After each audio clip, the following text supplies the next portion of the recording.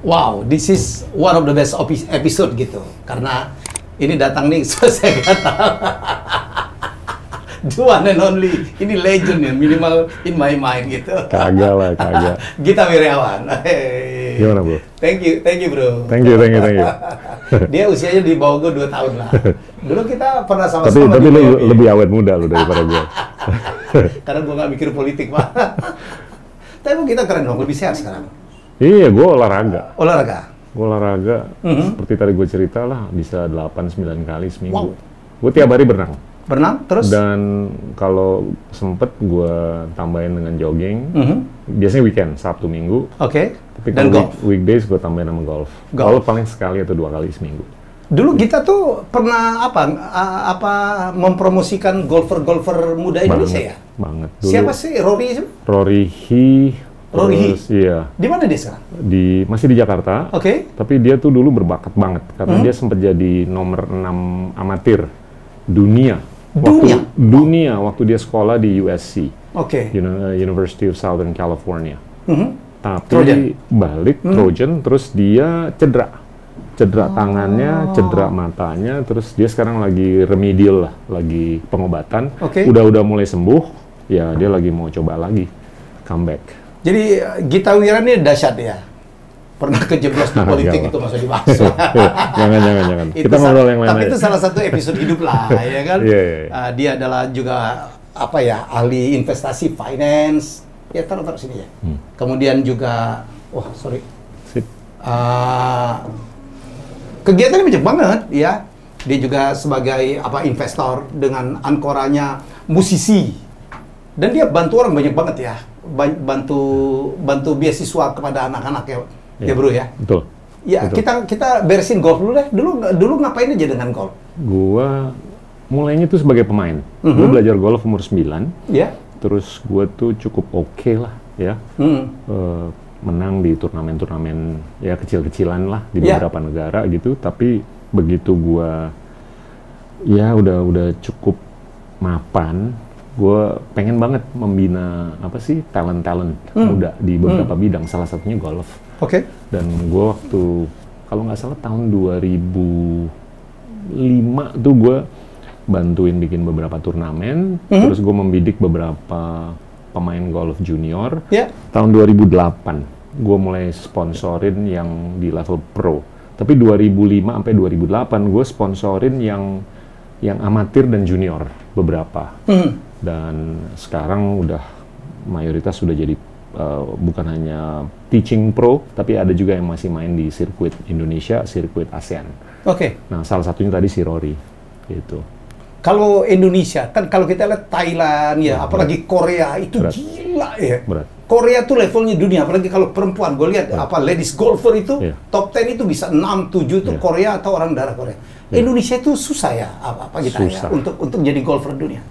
Kalau menurut gue beda ya, porsi latihannya mereka. Itu ibarat kata kita tuh di lapangan golf latihan mungkin 7 jam, mereka tuh bisa 11-12 jam. Dan juga bimbingan dari orang tua, bimbingan dari guru atau coach, dan juga dari korporat di Korea tuh sangat simbiosisnya tuh kelihatan. Satu sama lain tuh saling bantu untuk ngedorong kaderisasi. Nggak cewek, nggak cowok. Dari kecil sampai pro. Nah, kalau di sini lu ujung-ujungnya kan nyari sponsor. Nah, lu kalau mau nyari sponsor yang paling gampang sponsor untuk pertandingan sepak bola. Ya kan? Golf tuh nggak gampang nyari sponsor. Karena yang nonton dikit ya? Karena yang nonton dikit. Ya, ini nggak terlalu populis kan. Jadi di Indonesia? Kalau ngomong fairnya sih emang golf tuh nggak terlalu populis, terlalu elitis. Tapi kalau perbandingan antara Korea dengan Indonesia, di Korea itu walaupun elitis, tapi korporasinya itu melihat ini nyambung dengan masyarakat luas yang mengkonsumsi barang dan jasanya mereka. Tapi saya ini pendapat saya nih, saya melihat Indonesia itu kan orangnya susah kompak nih. Makanya kita kan tidak jago dalam olahraga bergu. Hampir kita nggak punya prestasi bro. Olahraga bergu. Paling mentoknya SEA Games, volley, habis itu nggak ada. Kalaupun kita badminton juara Davis, ya kan pernah jadi ketum PBSI. Itu kan olahraga perorangan yang dimainkan bergu gitu. Yang nggak perlu gandanya sih itu ada teamwork. Cuma berdua doang. Betul, lebih dari itu susah. Orang Indonesia kesebelasan susah. Kita harus ngaku kita nggak bisa kompak. Jadi saya pikir kayak dulu Fiji ngetop gara-gara ada Vijay Singh jadi juara. Wih, itu luar biasa. Tiger Woods bagaimanapun membawa Thailand tuh. Jadi saya pikir mungkin untuk orang Indonesia lebih berpeluang ya. Nge-push satu orang, ngetop dunia dan orang tahu dia dari negara mana. Vijay itu sebetulnya lama di Indonesia dulu. Oh iya? Di ASEAN. Iya, dia dulu sering tanding di Pondok Indah dan beberapa tempat lainnya. Dan dia tuh plato lama banget sebelum dia nggak tahu gimana tiba-tiba bisa juara dunia. Dia nggak pernah juara. Iya, pokoknya dia di pernah PGA, juara master lah pernah ya. Pernah juara Masters, terus kayaknya majors cuman itu aja sama beberapa turnamen PGA. Jadinya balik ke ya nggak Tiger Woods atau Vijay, kalau menurut gue tuh pengaruh dari orang tua, pengaruh dari ekosistem, dan itu termasuk korporasi, termasuk juga di mana dia berkembang. Nah kalau gue ngeliat sih kayak Thailand sama Korea itu sangat terinstitutionalize. Jadi dari kecil tuh orang tua, terus peer pressure antara orang tua. Itu ya ibarat kata lu punya anak, gue punya anak, anak kita tanding, itu kita tuh yang lebih siap orang tuanya dibanding anak-anak kita. Jadi dia harus bangun jam 4, kita jam 3 pagi udah bangun. It's like a team ya. Betul. Nah itu tuh sangat kompetitif banget antara orang tuanya dan juga korporasinya juga mendukung. Di sini belum. Ya itu gue udah coba beberapa tahun. Makanya gue lihat, udahlah yang penting gue udah coba beberapa tahun, gue mendingan di ini aja, penyediaan infrastruktur, yaitu lapangan golf. Lapangan golf. Nah itu gue sediain. Jadi gue punya policy di lapangan golf. Gue tuh kalau lu umur 17 ke bawah dan handicap 17 ke bawah, lu main nggak bayar. Oh gitu? Iya. Wow. Dan makanya kita kalau weekend tuh cukup banyak yang main anak-anak muda gitu. Karena kan olahraga mahal ya? Mahal banget. Mahal banget. Ya. Dan kalau mau compete dengan Korea sama Thailand mah masih jauh. Masih jauh. Bahkan Filipina aja udah di atas kita kali ya? Udah di atas kita. Di Asian Tour, bahkan di ASEAN Tour itu beberapa pemain Filipina. Tapi kita udah, ya gue sih ngeliatnya jangka panjang lah. Iya. Ini masih ada harapan? Masih. Itu pengurusnya masih Pak Murdayapo tuh ya? Murdayapo, terus kalau yang pemilik atau pengurus kepemilikan atau pemilik asosiasi pemilik lapangan golf, gue lupa siapa, si Aling kalau nggak salah. Ya, gitu. Jumlah lapangan golf kita cukup banyak atau masih sangat kurang? Cukup, itu bukan kendala. Kalau menurut gua kendalanya di affordability. Mampu bayar apa enggak? Iya kan? Nah, kalau di Thailand tuh banyak banget lapangan golf tuh gratis. Kalau lo pemain junior, lo nggak perlu bayar. Kayak di Amerika kan banyak sekali lapangan golf, kita bisa main. Oh enggak, lo bayar, tapi lo kalau main di municipal course atau apa tuh bayar cuma $10-15. Tuh ya untuk kelas Amerika murah banget. Murah banget. Itu. Kalau kita kan $10-15 tuh 200.000 agak mahal. Kita lo kan sama-sama di Amerika. Gue tuh belajar tenis di Amerika. Lapangan tenis itu kan gratis ya. Cuma buka sendiri. Aduh, gila. Lu dulu masih pakai celana pendek. Masih celana pendek. Pak kita juga masih celana pendek, guru piano. Tahun 89, bro. 89. Iya, 89. Kan? Saya 91 ke 92. Iya, gue 89 sampai 92. 92 ke Harvard. 92 enggak, 92 balik ke Jakarta. Bokap gua masuk ke Citibank. Masuk Citibank. Oke. Iya, terus gue sekolah lagi tahun 99. 99. Kemana ke 99-nya? 99 ke Harvard. Ke Harvard. Gitu. Tapi dulu kan tahun berapa? 91, 92 kita rantangan tuh. Ya gue udah kerja, lu masih sekolah. Ini gue cerita, mumpung Gita ada di sini. Ya, kadang-kadang gue panggil nama doang karena dia junior than me. Jadi satu hari gue jadi MC, dia jadi menteri. Saya jadi MC udah di atas panggung. IO-nya bilang, ini menteri perdagangannya, pokoknya lo harus strict ya, pokoknya jangan sampai salah nyebut nama dia gitu. Bersiap ya Pak Helmi, dia nggak tahu siapa gua. Begitu dia selamat datang, saya bilang Menteri Perdagangan Republik Indonesia Gita. Si Gita, dia ini, bro, dia kaget. Orang pada nggak tahu kita udah kenal dari kapan. Iya dari kapan kan? Gitu. Tapi it was good seeing you. It's very good. Very good. Saya sangat bangga tiap kali ada Menteri Perdagangan yang ganteng, tinggi, jago main piano. Kagak. It's my brother.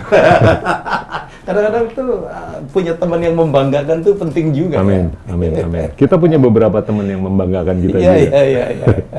Bro, nggak Abdul kalau kita nggak ngomong tentang kita nih ekonomi dunia sama investasi dunia kayak apa sih outlooknya dengan adanya corona gini?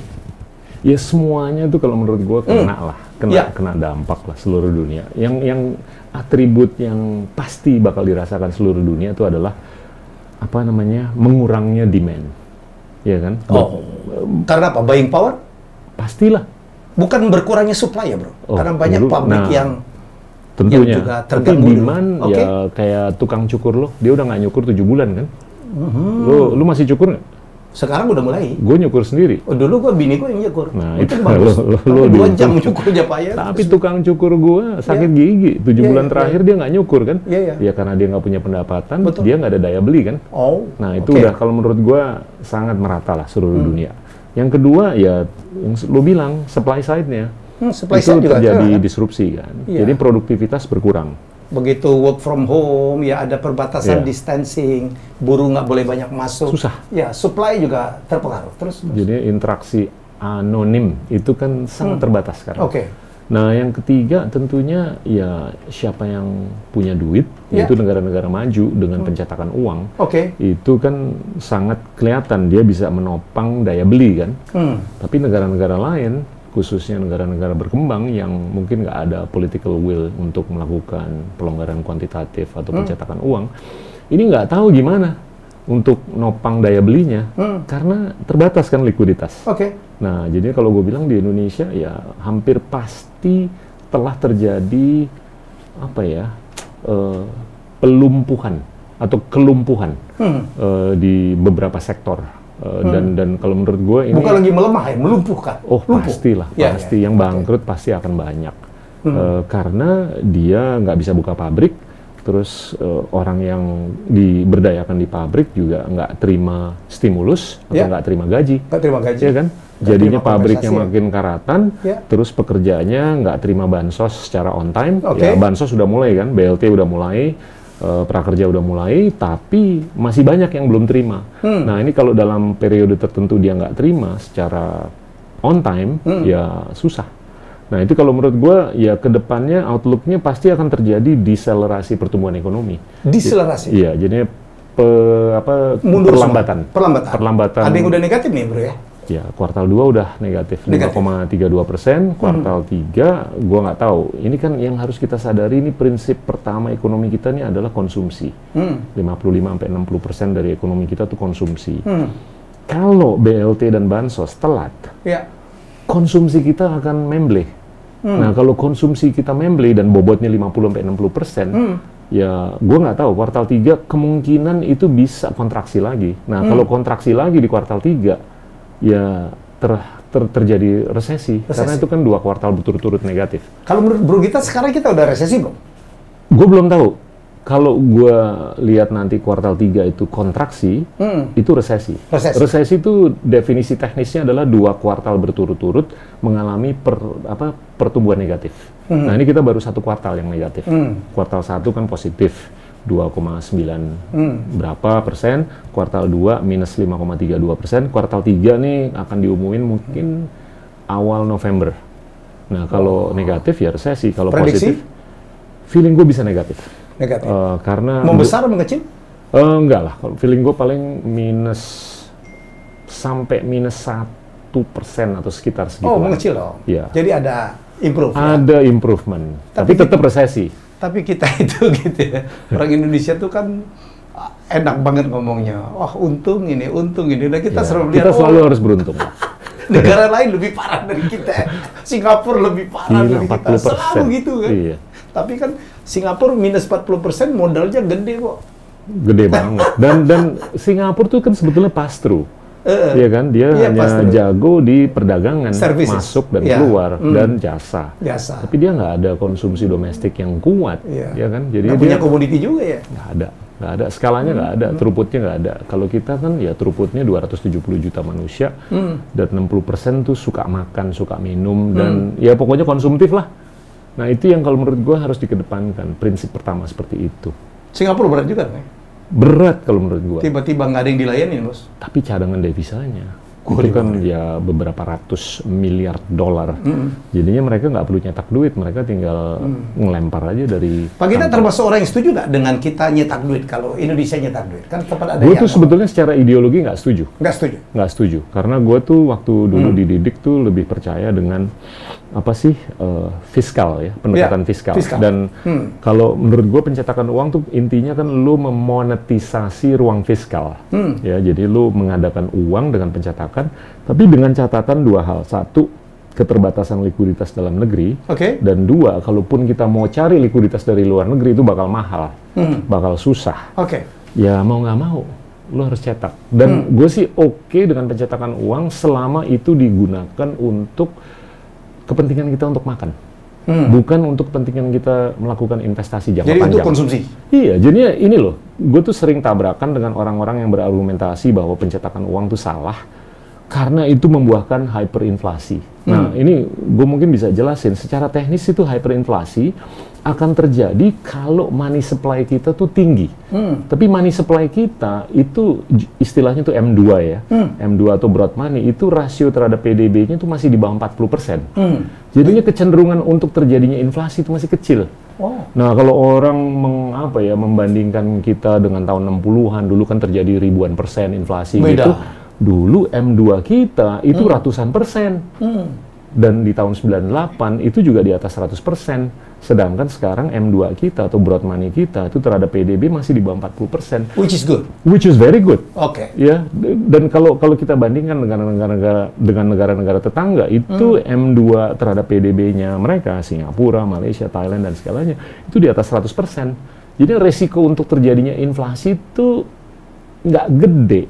Dan kedua, apalagi kalau lu ngeluarin duit atau nyetak duit untuk kepentingan orang beli makanan dan minuman.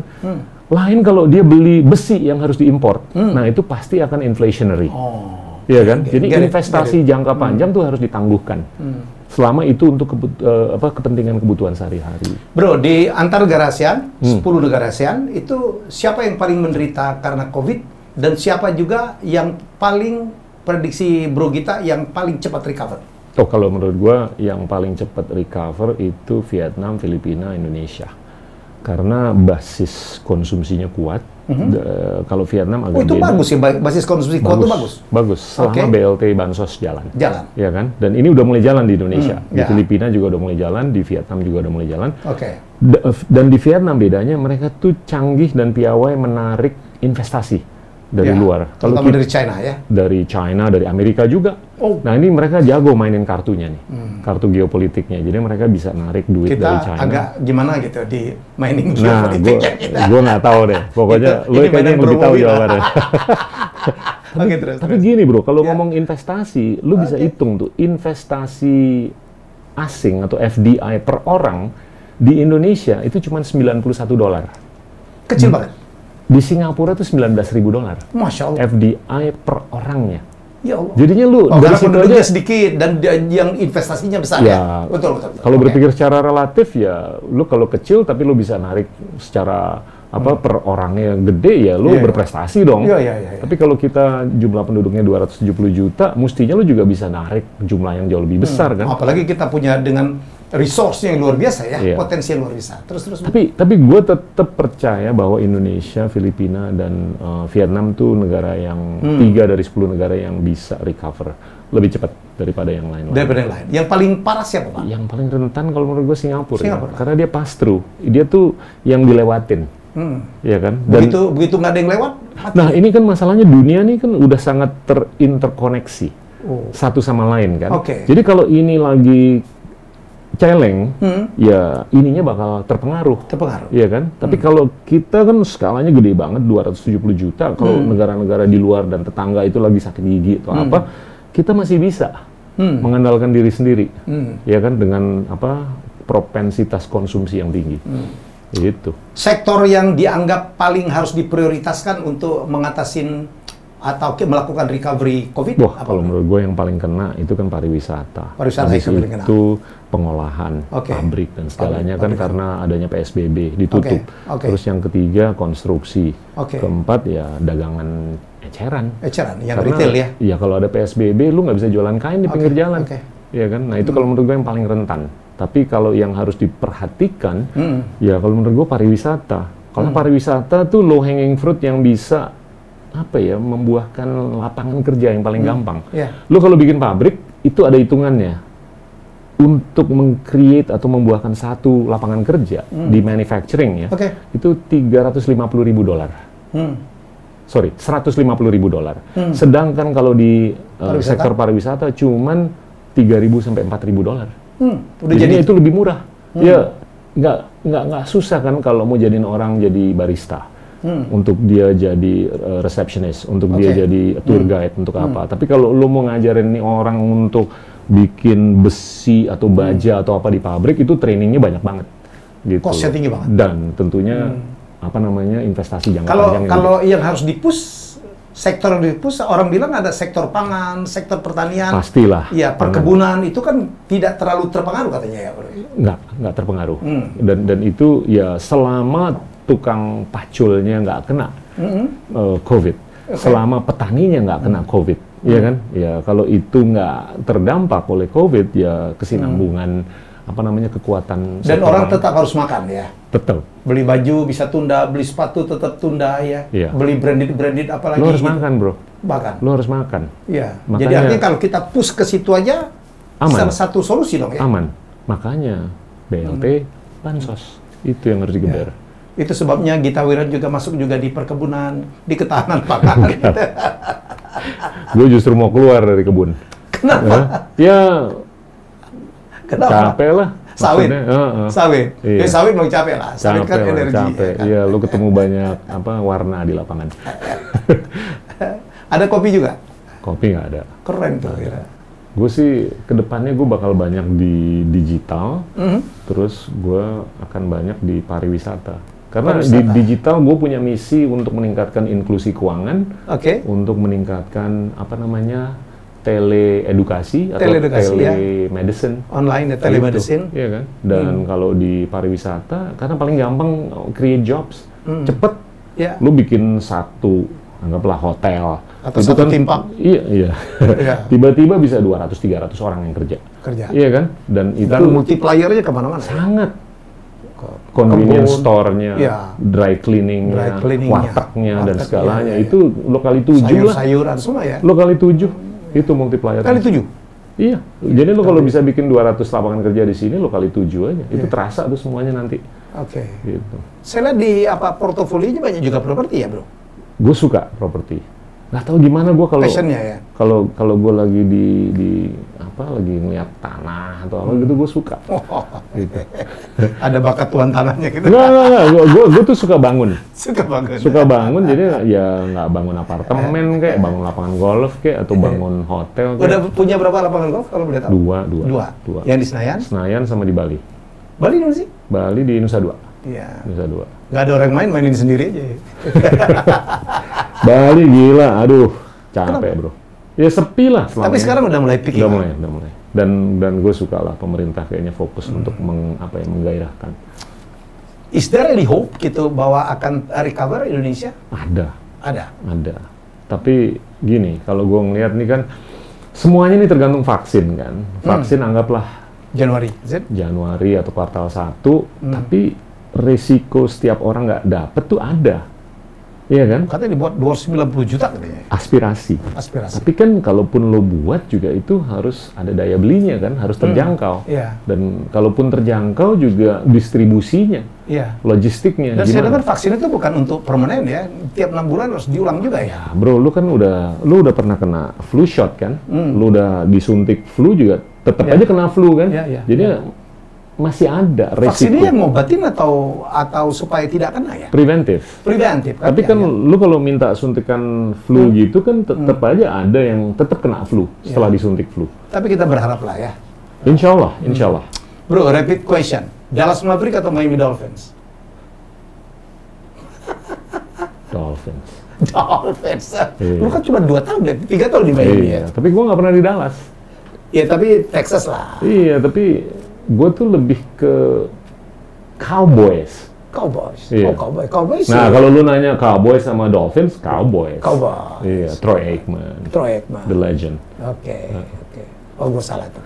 Kalau di Dallas Cowboys dong ya? Cowboys. Kalau basketnya sih gue Lakers all the way. Ya, anak gue sih lebih ke Golden State Warriors. Wow. Karena Steph Curry dan... Tapi udah Memphis sekarang.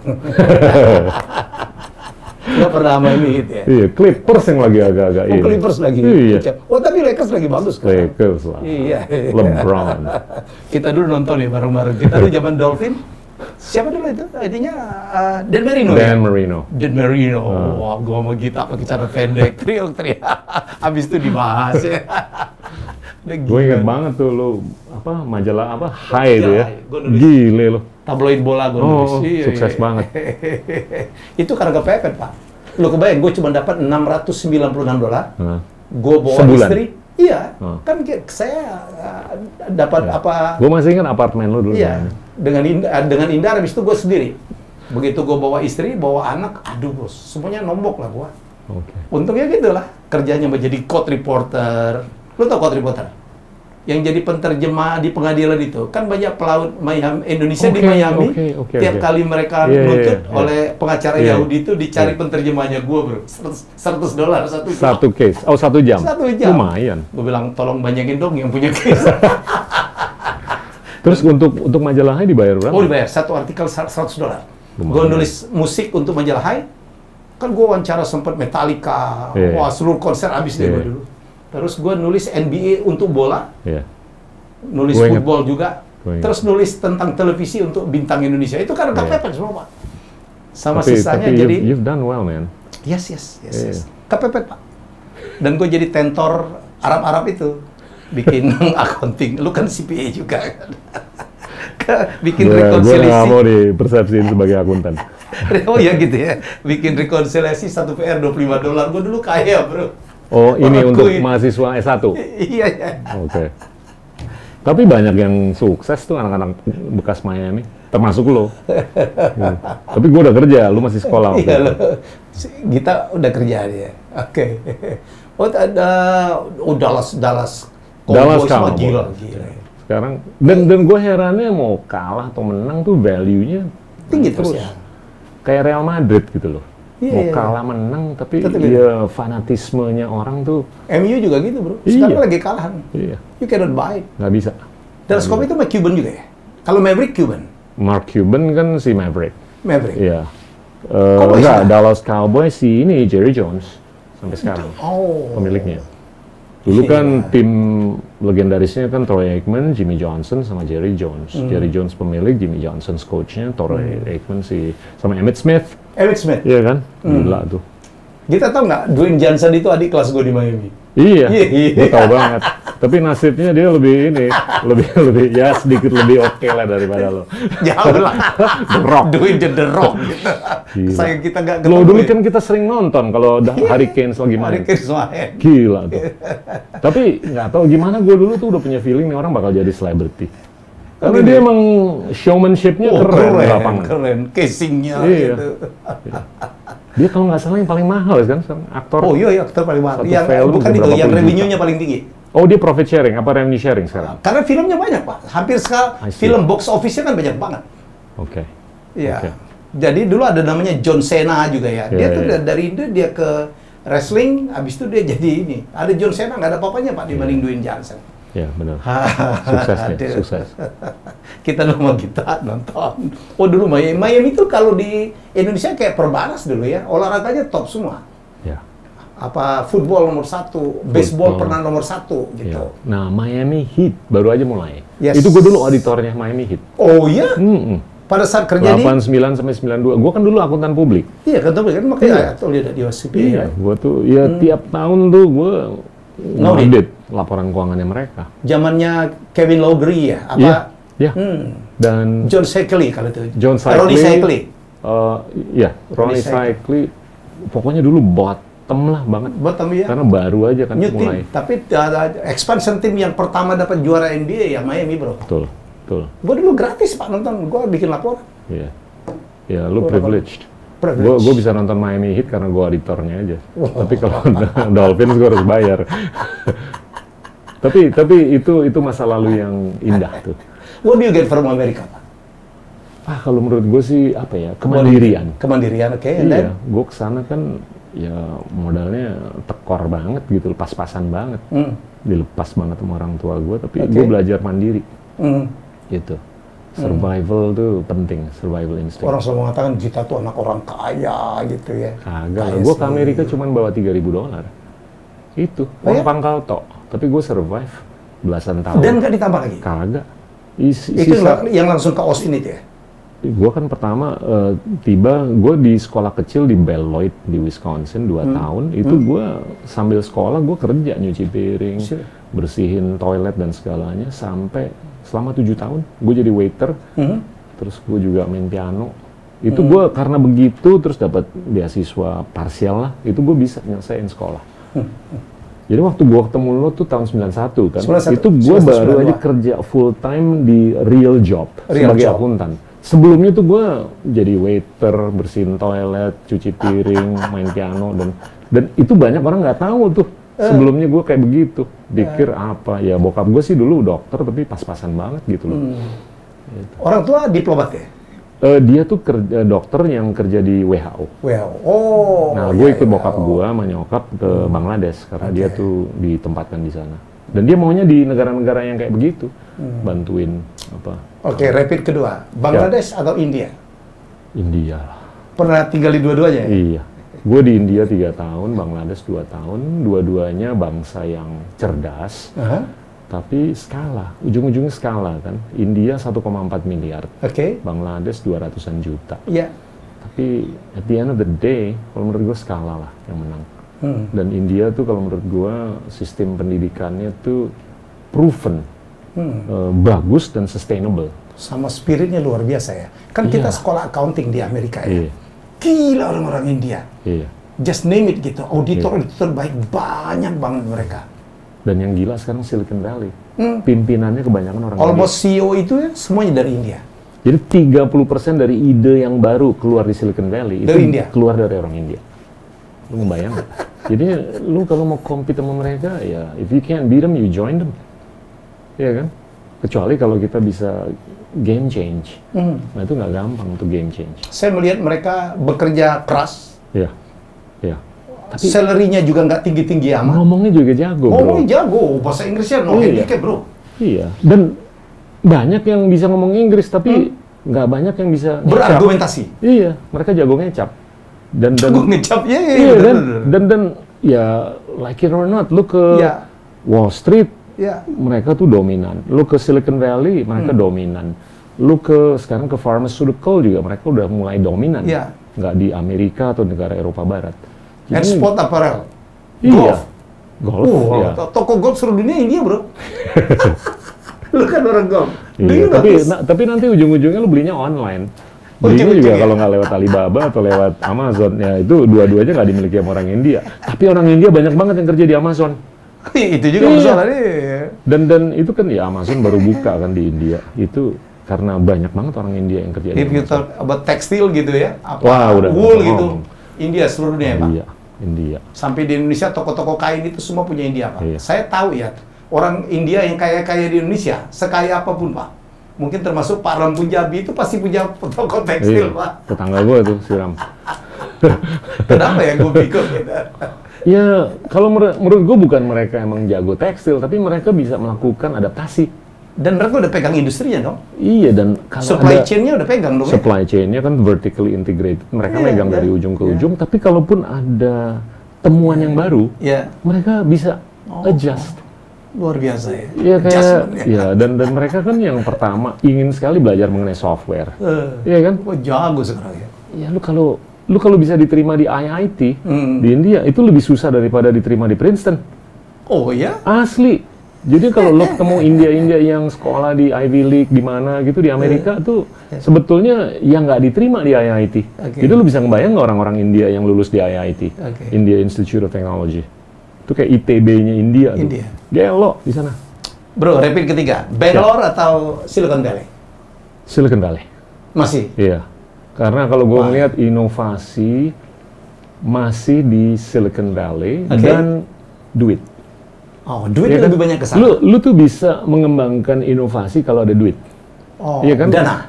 Duit. ada liquidity, ya kan? Nah, sekarang tuh yang ngontrol likuiditas di dunia, mohon maaf, Amerika. Lu kalau ngelihat money supply di seluruh dunia, itu likuiditas ada kurang lebih 100 triliun dolar. Dan di Amerikanya? Dan di Amerikanya itu kurang lebih 57 triliun dolar.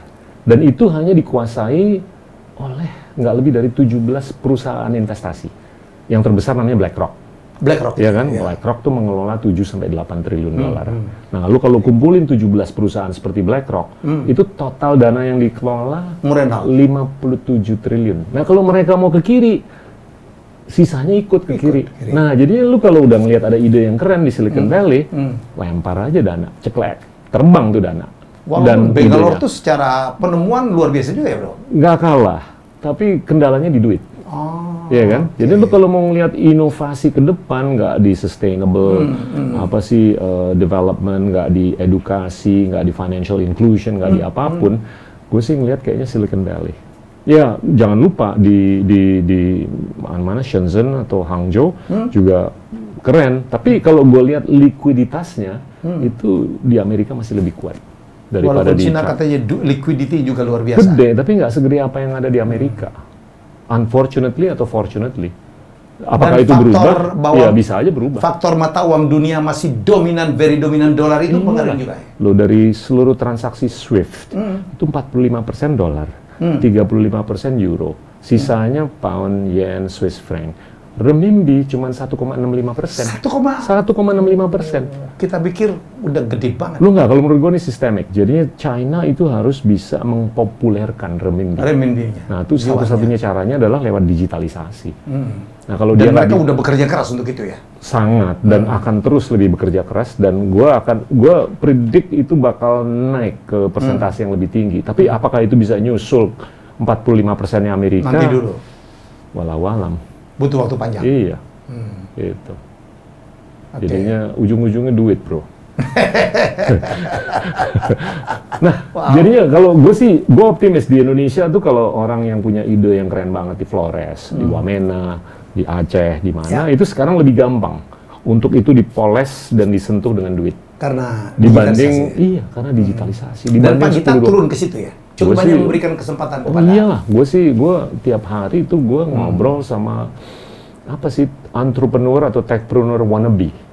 Ya kan, orang yang mau jadi entrepreneur atau techpreneur dari seluruh penjuru lah. Ada yang lagi dipoles yang akan menjadi sesuatu, bro? Gue ngeliat negara kita nih hanya bisa keren banget kalau pendidikan sama inklusi keuangan. Dua itu dikuatin? Itu aja.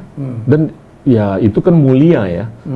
Tapi lu juga bisa make money dengan pengedepanan inklusi keuangan dan pengedepanan pendidikan. Berharap besar apa yang dilakukan oleh Bro Nadiem Makarim? Gue sih berharap besar lah, tapi dia punya kendala yang sistemik, karena kalaupun idenya keren banget, tapi kalau di Wamena belum ada BTS yang bisa membuahkan konektivitas agar digitalisasi bisa dilakukan, susah juga kan? Tapi dan di Kominfo nih, bro? Ya bukan Kominfo, justru operator telekomunikasi yang harus menyediakan konektivitasnya. Kalaupun Kominfo mengamanahkan, tapi kalau operatornya nggak ada duit, dia nggak mau melakukan investasi jangka panjang, susah juga. Itu kalau. Back to the state, Longhorn atau The Bears? Oh, Longhorn. Die hard, orangnya bos. Mau kalah satu season, gue tetap Longhorn. Karena gue lebih lama di sana. Iya kan, gue 3-4 tahun dan gue benar-benar jadi die hard di American football tuh di situ. Tapi Longhorn tuh juga simbol untuk beberapa cabang olahraga. Lu kalau mau golf juga Longhorn keren banget. Keren banget ya. Iya, berenang. Si Jeffrey Schooling tuh dari Singapura, dia juga scholarship di Longhorn. Itu Olimpian. Terus ya yang pasti basket sama American football. Jadi Longhorn tuh sekolahnya Pak Gita, University of Texas Austin. Jadi nickname-nya Longhorn. The Bears adalah Baylor ya. Yes. Banyak juga yang keren footballersnya dari Baylor, tapi gue agak sedikit bias ke Longhorn. Tapi Miami, bro, Greg Louganis, Mark Spitz, all the legend ya. Oke, Bob James atau Chick Corea? Chick Corea. Wih, iya. Lu kan pernah main sama Bob James? Iya, tapi sorry bro, gue tuh terinspirasi dengan keahliannya si Chick Corea, karena dia emang complicated caranya dia main, dan itu benar-benar gue kan dulu waktu belajar jazz kan gue ngeliat Thelonious Monk, gue ngeliat Miles Davis sama Chick Corea, lagu mana ada Spain? Spain salah satunya. Banyak lah lagu-lagunya dia. Tapi kalau ya Spain kalau menurut gue yang klasik. Itu gila ya. Gue akhirnya ketemu dia. Oh iya? Gue nonton konsernya dia tuh puluhan kali. Tapi waktu di Java Jazz dia datang. Untung si Peter bantuin gue bisa akses Peter Gonta. Gue akses ke belakang. Gue langsung selfie sama si Chick Corea. Wow, it's like a dream come true. Man. And you talk? Iya, gue ngobrol sama dia. Iya. Nggak jam season? Nggak. Dia sih ngeliat gue, ya ini mah kacang punya nih. Bener ini gitu. Gila, he's like legend. Wah, bukan legend lagi, one of the music gods. Gitu. Beda lah kalau gue nonton dia konser dibanding ya walaupun nama Bob James gue ketemu berapa kali, gue sempet konser sama dia tapi ya beda aja. Bob James sempat konser ya? Konser. Produksi juga? Enggak, gue sempet main sama dia di panggung. Main di panggung? Di mana tuh bro? Di Jakarta, waktu itu dia datang Jakarta. Java Jazz? Bukan, ada konser di luar Java Jazz. Terus kita berdua mainin lagu yang gua karang waktu itu. Udah, gitu. Dia bagus banget loh, dia keren banget. Tapi kalau lu nanya ya antara nasi goreng yang gado-gado, ya lu harus milih dong. Iya. Mana preferensi lo? Tapi kalau gue sih Chick Corea. How about David Foster? David Foster gue sih mengidola banget ya. Tapi itu kan pop culture. Pengalaman pop culture gue pertama ya tahun 80-an waktu dia keluar dengan St. Elmo's Fire, terus setelah itu Winter Games dan segalanya. Itu transformasi gue tuh dari gue kan dulu belajar klasik, terus gue jabanin lah jazz, terus metal, terus rock metal juga? Asli bro, semuanya dulu gue lewatin tuh. Gue udah katam. Gue mau cari tuh gitar metal. Nah di ujung-ujungnya, dulu gue benci banget dengerin Michael Jackson. Tapi sekarang gue tuh kalau mau disuruh main piano, gue selalu mikirin lagu-lagunya Michael Jackson. Lagu apa? Ya macem-macem lah. Band, Thriller, terus apa lagi ya? Hill Duel. Kan, lupa gue. Gue jadi lupa nama lagunya. Tapi band, Thriller, sama Billie Jean. Itu kan susah bro. Itu kan keluar tahun 80-an kan? 80-an. Itu waktu album keluar, itu gue gedek banget. Gue nggak bisa mengapresiasi karena ya dulu kan kita datang dari background yang teknis. Ya, karena gue belajar komposisi jazz waktu itu. Nggak terlalu bisa mengapresiasi. Tapi sekarang tuh inklinasi gue ke situ. Gitu ya, nah itu nggak akan terjadi kalau gue nggak melewati pop culture, transisi pop culture-nya si David Foster. You know what, bro?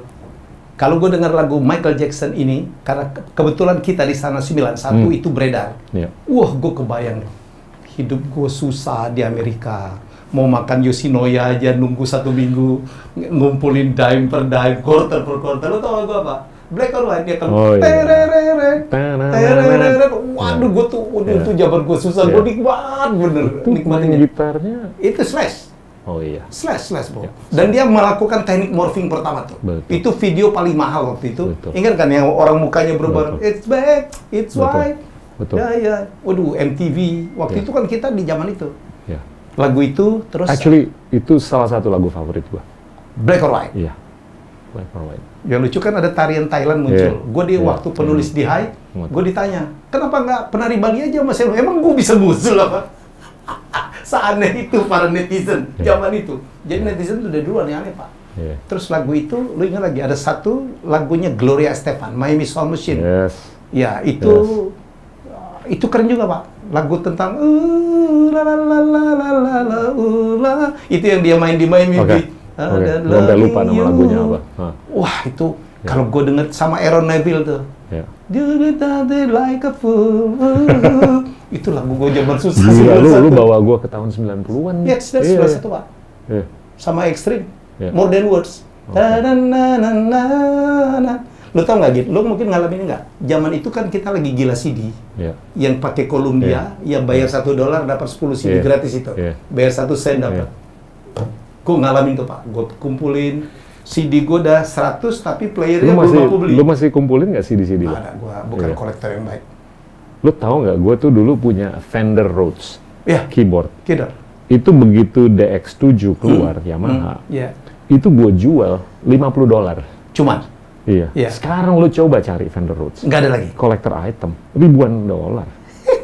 Gue nyesel gigi jari. Terus LP kita plat yang begitu CD keluar, itu kita bakar, kita buang, kita bagi-bagi kan. Sekarang harganya gigi jari gue. Makanya gue nanya, lu CD lu kumpulin apa enggak? Itu bakal jadi collector item tuh. Lu masih ada iPod nggak? Enggak. Nah itu dia, itu collector item tuh. iPhone 1 masih ada nggak? Itu gue salah tuh. Kalau gue tahu, ya gue nggak futuristic sih. Kalau gue tahu, gue kumpulin tuh. Kita zaman susah dulu. Saya selalu ngomong, gue punya 100 CD tapi playernya belum beli.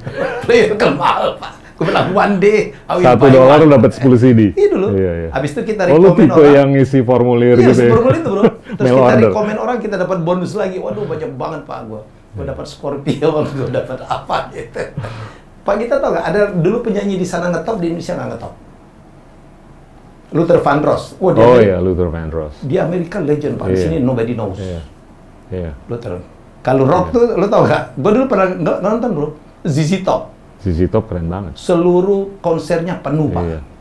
Nggak tahu di sini tuh yang terkenal kayak Bon Jovi gitu kan. ZZ bahkan Sepultura yang di Amerika nggak ada apa-apanya Pak. John Mellencamp, American legend Pak, The Cougars gitu. Di sini no one knows. Bob Seger. Di sini malah Tommy Page. Siapa tuh? Enggak, karena belum ada email. Oh, belum ada email. Belum ada aplikasinya. Belum ada internet juga gitu. Iya, benar. Di Miami dulu makanan apa yang paling seneng Bro? Gue dulu tuh suka makanan Kuba, apa ya? Which one? Chicken Pollo Loco. Pollo Loco? Iya kan, kayak drive-thru gitu, tahu. kayak McDonald's gitu, itu dikasih nasi, dikasih beans, sama ayam. Di Sabang dulu ada bro, El Pollo Loco. Pollo Loco? Iya, tutup. Kuba? Iya, Kuba. Pollo Loco kan, pollo kan ayam. Iya, crazy chicken. Crazy kan, ayam gila kan? Iya. Tutup Pak, El Pollo Loco. Nggak kena kali. Tapi gue tuh dulu seminggu mungkin 2 atau 3 kali. Dan Miami itu banyak jadi origin makanan-makanan top Pak, termasuk Tony Romas. Tony Romas itu yang pertama di belakang rumah gue. Gue wisuda baru mampu makan Tony Romas. Oh, yang di sini, di dekat Senayan? No, yang di Miami, that's from Miami. Oh, oke. Iya. Betul. Dulu gue mampu. Oke. Masih ada nggak sih Tony Romas yang di Indonesia? Mungkin dulu tinggal ada satu. Tuh. Dulu ada di Penin ya? Iya. Dan lo tahu di Surabaya ada tiruannya namanya Ronnie Thomas. Itu gue tahu tuh, gue pernah lihat tuh. Orang Indonesia itu kreatif banget. Dia bikin Tony Romas, namanya Indonesia, dia balikan gitu, Ronnie Thomas. Tapi lu berapa kali makan di Tony Romas waktu di Miami? Sekali Pak, wisuda Pak. Itu ngumpulin duit. Pulang, sebelum pulang gue harus makan di belakang apartemen gue. Dulu gue suka makan di mana? Di Chili's. Ya. Pollo Loco. Dan Mexican. Iya. Tapi kebanyakan sih makan di Subway sandwich. Oh, that's good. Dulu kita masih kismin, bos. Iyalah. Itu anggaran cuma $2 per hari, dia cari cold cuts lagi yang murah punya tuh. Tapi anak-anak kita tuh nggak ngebayang dulu kita kayak gimana. Iya kan? Sekarang tinggal begini aja gitu kan. Oke. Beda ya. Dulu gue Yoshinoya itu bisa belinya 1 kali seminggu, Pak. Dime per dime. Wah, susah banget. Jadi yang lucu, waktu gue udah lumayan sukses gitu, I went to New York, gue tinggal di Westin di 44th Street gitu. Kan kalau New York kan di mana-mana Yoshinoya. Gue pernah makan pagi, makan siang, makan malam, mana yang dulu gue nggak mampu. Lu ke New York naik bus atau naik pesawat waktu itu? Pesawat. Oke, udah mampu dong. Udah mampu ya, setelah gue agak bukan naik ini ya, People Express gitu ya. Orang nggak tahu kita susah banget hidup. Gue dulu pernah loh dari San Francisco ke Chicago naik Greyhound. Itu 54 jam. Nggak mandi bro. Lu pernah nggak 54 jam nggak mandi? Nah, terus duduk sumpah kalau di kiri kanan, wah, lu tahu di Amerika orang ya apapun. Bro, perusahaan gua MCN, gua happy kalau Pak Gita bergabung. Namanya apa? R66 Media. R66 Media. Karena pendirinya semuanya kalau sukses kita akan drive from Chicago to LA. Route 66. Route 66. Top. Kalau IPO atau kalau profitable? Kalau profitable. Wah, itu mah nggak lama tuh nunggunya. Dan kita bikin vlog loh. Oke. Oh, keren bro. From Chicago to LA. Itu kan US Highway pertama, Pak.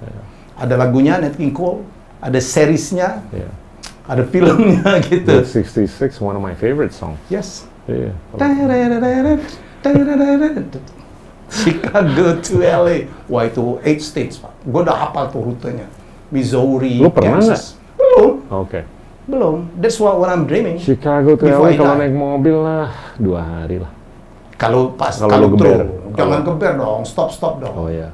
Gue udah hafal tuh, Pak. Tinggal masuk di restoran mana, nginepnya di mana. Jalan santai. I love that type of adventure sekarang, Pak. Jadi gue kalau traveling itu cuman start sama akhirin di mana. Di jalan itu nggak mesen hotel tuh. Masuk kota, udah malam, cari hotel. Cari motel aja dia. Oh, jadi nggak advance booking? No. Kalau nggak dapet? Nggak mungkin nggak dapet. Cari motel aja lah, Howard Johnson gitu-gitu. Motel kan enak, bro. Howard Johnson masih ada nggak tuh? Masih ada. Dulu zaman kita kan Howard Johnson, Comfort Inn, La Quinta, terus apa lagi tuh, Ramada. Oh iya, Ramada masih tinggi, bro. Yang itu yang masih tinggi, yang paling bawah kan Motel 6. Iya, Motel 6. Airbnb gitu keren-keren, bro. Iya, benar. Jadi kita nggak perlu hotel mahal-mahal. Ada kita tidur, masuk udah tidur, Pak. Di sana kan standar lah kamar. Jadi kita driving. Berapa orang nih rencananya? Mungkin 6 mobil, 7 mobil lah, couple-couple. Ibu udah join? Pasti. Insya Allah. Harus diniatin, bro. Naik mobil listrik juga dong, jangan naik mobil yang bakar karbon. Gue ngeri nabrak, Pak, karena suaranya nggak ada gitu. Klakson ten. Lo tuh emang generasi yang agak-agak itu ya, agak milenial dikit dong. Suka electric vehicle gitu-gitu. Kita kalau nggak dimarahin sama anak lo. Oh, boleh. Iya, keren banget. I'm so happy my daughter. Ide bisnisnya She's great. Iya, kalau menurut gua ide-idenya keren banget. Oke, bro, kita thanks for the time. Thank you, bro. Tadi sekretarisnya nanti Pak Gita wawancara, wah udahlah kita ngobrol aja. Ngalor ngidul aja. Thank you. It's so good to see you. Yeah, will a lot. I'm so happy if you invite me in your show. Jadi tonton juga ya, Pak Gita baru bikin YouTube channel namanya Endgame. Gua nggak tahu namanya Endgame. Tapi nggak sekeren show-nya Elmi. Enggak lah. Dia keren banget. Dia karena baru start aja gitu. Saya nggak tahu apakah dia terpengaruh gue gitu. Gue nggak mau kontroversial seperti lo. Enggak lah, kita masih aman-aman, Pak. Lo sama temen kita yang satu lagi tuh, yang agak-agak gitu. Mengerikan itu. Gue hanya mau edukasi aja, gue mau edukasi orang. I love your show. Kalau waktu dengan Pak Emil Salim, aduh Pak. Iya. Aduh gila. He's my idol, Pak. Merinding gue. Orang itu. Gila gitu. Lo tau nggak dia teman sekolahnya bokap gue? SMA? Di Berkeley. Dulu bokap gue sama dia. SMA-nya di Lahat, Pak? Iya, Lahat, Banjarmasin, terus balik lagi, terus ke Bogor, Bandung. Jadi orang Palembang merasa dia orang Palembang juga, Pak? Masih bisa ngomong Palembang. Ganteng, very sharp ya. Dan lu perhatiin nggak kalau orang udah umur 90-an, itu biasanya ingetnya yang bahula doang kan? Ternyata dia inget yang tahun 30-40, tapi inget yang kejadian kemarin. Iya nggak? Gue tuh udah beberapa kali ngomong sama orang yang umur 90-an kan, lu tanya deh, lu kemarin ngapain aja, lupa dia. Tapi kalau apa yang terjadi tahun 1957, dia bisa cerita. What amazed me from him adalah dia adalah seorang ekonom yang tiba-tiba mendapatkan tugas ngurusin lingkungan hidup and he did it well. Iya. Dan dia cerita kan di situ. Dijorokin gue sama Pak Harto. Gue diajak naik motorboat. Oh iya deh. Ini banyak sampah nih. Tolong deh. Anda bantuin bersihin, Anda jadi menteri lingkungan. Mampus gue. Dia kagak ada itu planning. But he did it well. Iya, he did it excellently kalau menurut gue. Excellent, bukan lagi well. Dan agak-agak passionate gitu loh. Gue suka. Iya. Gue lihat dia ganteng banget gitu. Aduh, gue sih dari zaman segini gue sama dia udah begini banget. Saya agak dekat sama dia karena dulu saya ada satu seniman yang menurut gue legend Indonesia kurang berterima kasih dengan orang ini. Dan dia adalah sahabat Emil Salim waktu sekolah. Siapa? Ati Mahmud. Oke. Abdullah Totong Mahmud. Itu menciptakan hampir 100 lagu anak-anak, Pak. Wow. Tinggalnya dalam gang. Gue dulu tiap kali gue berkarya, gue undang dia. Pembukaan PON, gue undang dia. Gue pernah bikinin film dia. Semua orang kepengen, Mas Elmi tolong dong bikin film anak-anak. Gue bikin, Pak. Dengan Iva Isfansyah. Enggak laku filmnya, Pak. Saya bilang, you orang tua cuman nyuruh gue bikin, lu nggak bawa anak lu ke gedung bioskop. Lagu-lagunya Ati Mahmud, Pak. Ini yang sama-sama lu dulu kan? Siapa? Itu Ati Mahmud ya? Iya, Pak Ati Mahmud. Ambilkan bulan bu. Gila lagunya, Pak. Cicak, cicak, kemarin paman datang. Semua lagu anak-anak semuanya Aty Mahmud, Pak. Wow. Itu dia temennya Emil Salim? SMA. Oh. Berjuang di Lahat. Wow. Sekolah dia Santo Yosep atau apa gitu, di Lahat. Jadi Pak Gita, kalau saya tahu adalah orang yang sangat care gitu. If you have the project, bikin lagu. Dan dulu kan Tasya Kamila itu kan topnya lagu Aty Mahmud tuh. Libur telah tiba gitu. Harus kita introduce gitu anak-anak kita sekarang yang so digital gitu. Punya dunia sendiri, main ya. Saya juga lagi mau bikin TV program mungkin tentang apa, supaya anak-anak keluar lah ke sawah. Jangan kayak anak Singapura, bro. Mereka makan nasi dia nggak tahu kalau aslinya itu padi. Loh, di Singapura nggak ada sawah, bos. Iya kan? Nggak ada sawah. Mereka makan ayam goreng, mereka nggak pernah menyentuh ayamnya kan? Nggak pernah ke peternakan juga. Ikan be like that. Iya. Bos, kalau itu gue bantuin, bos. Siap. Lagu. Karena your passion is in music. Let's talk about it. Separately. Yeah. Thank you, brother. Thank you, bro. Thank you, bro. Healthy. Yes, sama-sama. Stay healthy. Do something for the nation. Mudah-mudahan vaksinnya. Iya. Wow, we really hope. Yeah. Sekarang ini tonton The End Game. Apalagi kalau gua ada saya di situ, ada saya di tamunya. Pasti. We can talk a lot, ya. Siap. Kita jumpa lagi dalam episode selanjutnya dengan tamu spesial yang lain lagi. Bye.